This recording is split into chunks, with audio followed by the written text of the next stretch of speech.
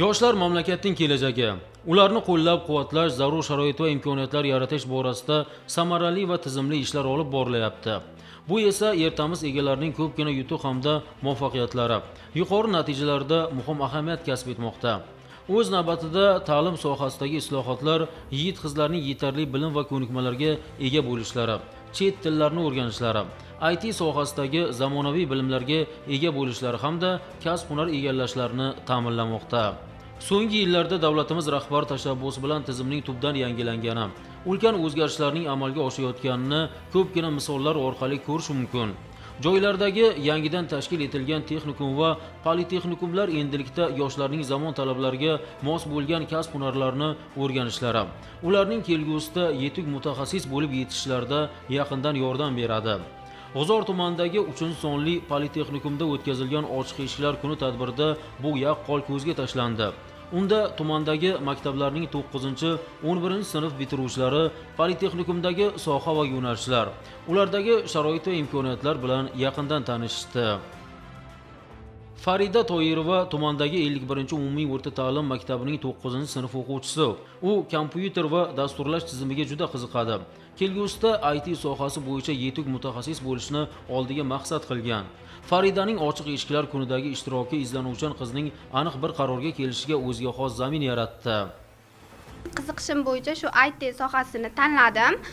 Bu hozir zamon talabi bo'lib qoldi. IT sohasi bo'yicha shu o'qimoqchiman. Bu yerda diplomlar berilar ekan. Bu sohaning shu qulayliklari juda ham menga yoqdi. 9-sinfdan kelib shu yerga o'qishga qaror qildim. Kompyuter IT sohasi bo'yicha yaxshi mutaxassis bo'lishga ko'zim yetadi.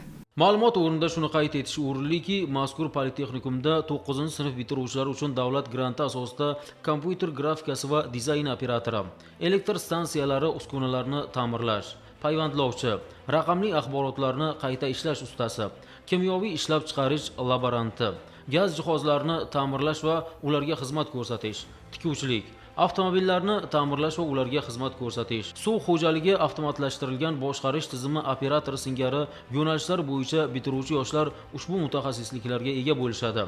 Shuningdek, 9-11-sinf bitiruvchilarini davlat granti va to'lov shartnoma asosida kutubxona axborot faoliyati, axborot xavfsizligi, neft va gaz sohasida kompressor stansiyalarini ishlatish, texnologik jarayonlarni avtomatlashtirish va boshqarish, texnik ekspluatatsiya qilish va xizmat ko'rsatish, texnologik mashinalar va jihozlar singari muhim va kerakli bo'lgan yo'nalish hamda sohalar kutib turibdi. O'z navbatida sirtqi ta'limda esa elektr stansiyalari, tarmoqlari va tizimlari, neft va gaz sohasida kompressor stansiyalarini ishlatish singari soha va yo'nalishlarning borligini alohida qayd etish o'rinli.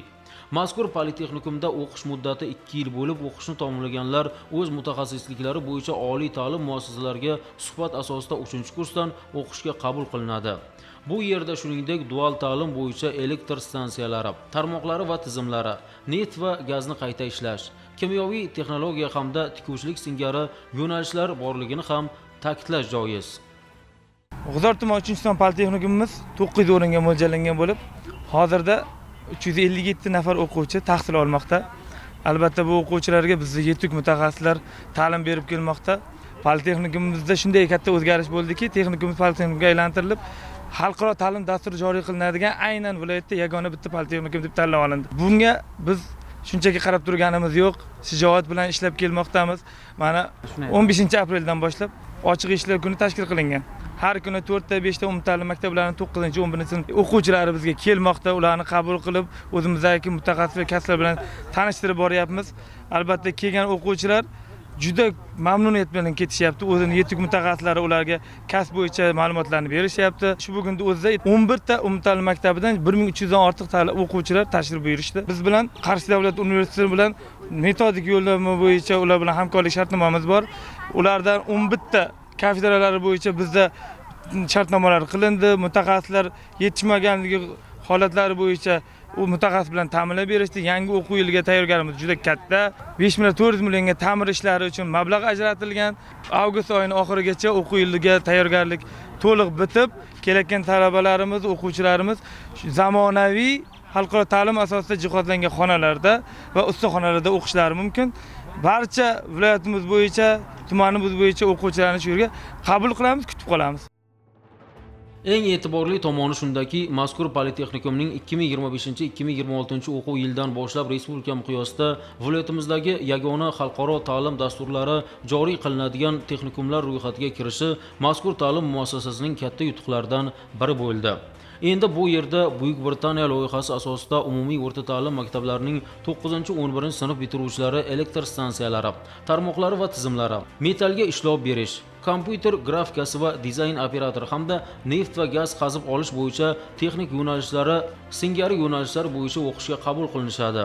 Bitiruvchilarga dunyoning 70 ta davlatida amal qiluvchi diplom beriladi. Bundan tashqari ular yirik korxonalar bilan amaliyot o'tash imkoniyatiga ham ega bo'lishadi. Bizda xalqaro ta'lim dasturi bo'yicha 120 nafar o'quvchiga kvota berilgan. Albatta bularning barchasi davlat granti asosida tahsil olishadi.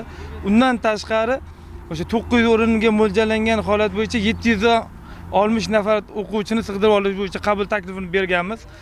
Bularni ham 9-sinflar uchun to'liq davlat granti asosida, 11-sinf o'quvchilar va undan yoshi kattalarga davlat buyurtmasi granti hamda to'lov kontrakt asosida o'qishlari mumkin. Har bir viloyatda aynan bitta professional ta'lim muassasasi tanlab olindi. Qashqadaryo viloyatida aynan G'uzor tuman 3-sinf politexnikumi shu dasturga tushgan. Xalqaro ta'lim dasturi 2025-2026 o'quv yilidan boshlab nasib bo'lsa o'z faoliyatini boshlaydi. Bunda o'quvchilar nimalarga ega bo'ladi?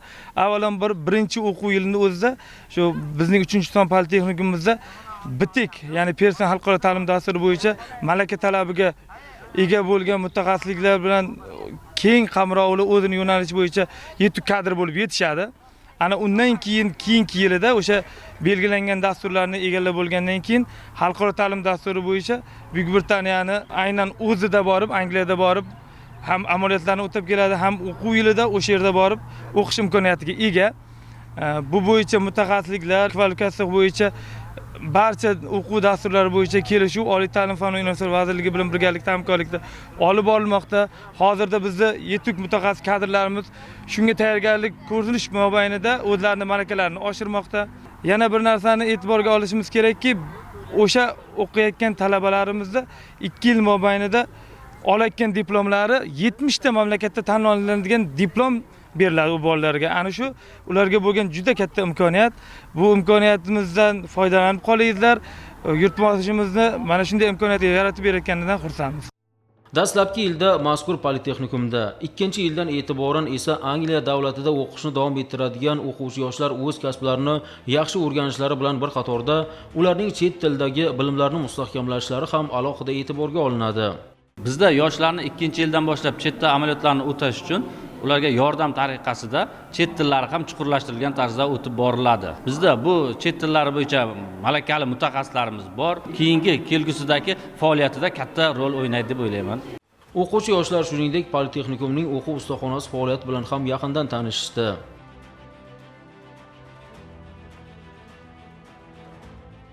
Men yoshlikdan shu metallarga ishlov berishga, biror bir buyum yasashga qiziqaman. Chilangarchilik, metallarga ishlov berish uskunalarini ko'rdik. Menga yoqdi, sharoitlari zo'r ekan.